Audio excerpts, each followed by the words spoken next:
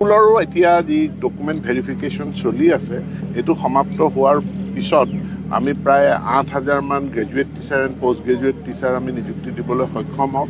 ইয়াৰ উপৰি LP UP teacher নৱগঠিত খোৱাং সমষ্টিৰ এটা উল্লেখযোগ্য এখন শিক্ষানুষ্ঠান খোৱাং মহাবিদ্যালয়ৰ ৪৩ সংখ্যক প্ৰতিষ্ঠা দিৱসৰ কাৰ্যসূচীত মই আজি অংশগ্ৰহণ কৰোঁ।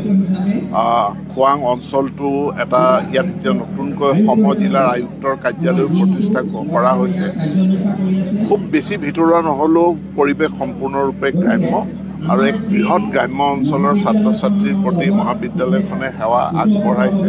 মই ভাবোঁ যে অনাগত দিনত মহাবিদ্যালয়খনৰ বিকাশ আৰু হ'ব। ছাত্ৰ ছাত্ৰীৰ সংখ্যা বৰ্তমান ১,০০০ৰো ওপৰত, কিন্তু মই ভাবোঁ যে ছাত্ৰ ছাত্ৰীৰ সংখ্যা অনাগত দিনত আৰু বৃদ্ধি পাব।